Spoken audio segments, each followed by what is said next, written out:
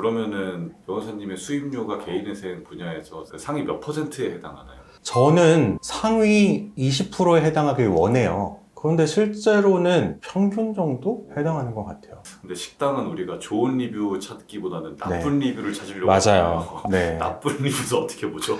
나쁜 리뷰는 보고 싶으세요?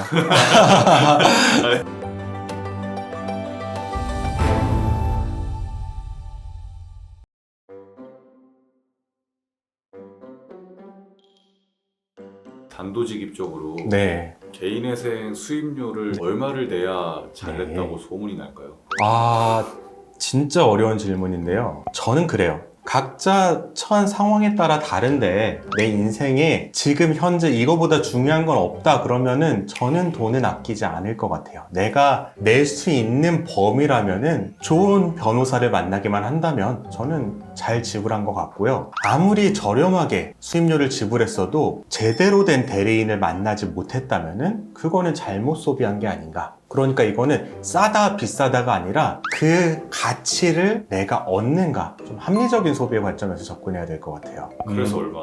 너무 기준이 제각각이라서 뭐 채무자가 몇 명인지 채무액은 얼마인지 이런 것이 있어야지 제가 좀 말을 할 수 있을 것 같아요. 딱 수입료만 평균적으로 서초동에서 평균적으로는 200에서 400만 원 사이인 것 같아요, 수임료가. 2배가 차이 나네요. 그렇죠? 왜냐하면은 각자 상황이 다르니까요. 어떤 사람은 채무가 3천만 원인 사람도 있고 어떤 사람은 8억인 사람도 있고 어떤 사람은 월 수입이 600인 사람도 있고 150인 사람도 있고 월 수입이 600인 사람 같은 경우에는 3개월 동안 원리금을 안 내면 돈 1,000만 원이 모일 수도 있잖아요. 그런데 월급이 150만 원인 사람은 3개월 동안 원리금 안 내도 남는 돈이 뭐 100만 원도 안 될 수도 있어요. 각자 처상이 너무 달라서 수입료가 200에서 400이다라는 거는 전체 사건의 과반수 이상이 거기 포함될 거라는 거지 그 이상에 해당하는 사건들도 많이 있습니다. 그럼 수입료가 높으면은 잘하는 변호사라고 봐도 될까요? 그게 어려워요. 그게 참 어려워요. 우리가 흔히 고가 정책이라고 하는데 마케팅적 측면에서 좀 비싸게 가격을 부르면은 잘하는 거다라는 인식을 사람이 가지기도 하는데 비싸다고 해서 또 잘하는 건 아니란 말이에요. 실제로 식당에 갔다가 실망하는 경우가 굉장히 많아요. 그래서 요새는 리뷰들을 굉장히 열심히 보잖아요. 근데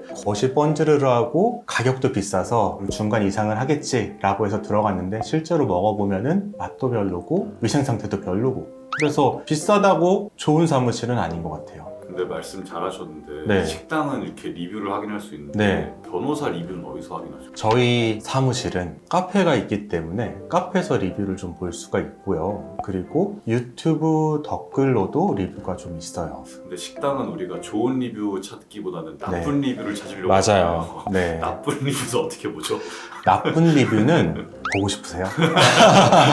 아니, 뭔가 네. 있어야 하지 않을까? 후기 중에 보면은 좀 나쁜 리뷰도 있더라고요. 어떤 거냐면은 처음 상담해 주신 분은 이만큼 친절했는데 나중에 해주신 분은 일은 잘해주셨는데 조금 덜 친절하더라. 뭐 이런 리뷰 정도는 있더라고요. 그거 보면 좀 객관적으로 친절은 직원 성향 따라 달라질 수가 있구나. 이런 거는 뭐 파악할 수 있으니까 그런 거 참고할 수 있어서 후기 많이 보시는 게 사실 좋을 것 같아요. 그러면은 변호사님의 수입료가 개인회생 분야에서 상위 몇 %에 해당하나요? 저는 상위 20%에 해당하길 원해요. 그런데 실제로는 평균 정도 해당하는 것 같아요. 그게 높은 편은 아닌 것 같아요. 너무 안 받으시는 거 아닌가요? 다른 데가 얼마 받는지를 알 수가 없어서 제가 가서 가격을 물어볼 수는 없잖아요. 그런데 소문을 들어보면 저희한테 이제 상담하시는 분도 어디서는 뭐 몇백만 원을 부르는데 여기는 이러이러하네요 라는 말도 많이 있고 어떤 분들은 비싸다고 얘기를 하는데 저는 가격을 책정을 할 때 제가 그리고 직원들이 충분히 서비스를 제공하면서 의뢰인도 지불할 수 있는 그 합리적인 가격대를 찾기 위해 굉장히 노력하거든요. 그래서 찾은 가격이고 저는 합리적이라고 생각을 합니다. 네, 개개인의 입장에 따라서 어떤 분은 좀 비싸게 생각하실 수도 있을 것 같아요. 그럼 마지막으로 우리가 매년 네. 최저임금, 최저생계비 이런 걸 다 다루잖아요. 네. 그럼 그 최저 생계비에 따라서 변호사님 수임료도 조금 올리시나요? 올려야죠. 네. 저와 저희 직원들도 생계비가, 물가가 상승되니까 생계비가 올라가니까 당연히 인상이 돼야죠. 그런데 그게 또 마음대로 올리지는 못해요. 식당이랑 마찬가지인 것 같아요. 식당도 물가가 올라고 배추값이 올라도 가격 500원 올리는 게 쉽지 않잖아요. 그러면은 이미 뭐 사람들이 많이 떠나니까. 그래서 저희도 굉장히 조심스럽게 어떻게 하면은 서비스도 유지하면서 의뢰인도 지불할 수 있는 수임료를 마련할까 계속 고민을 하고 있습니다.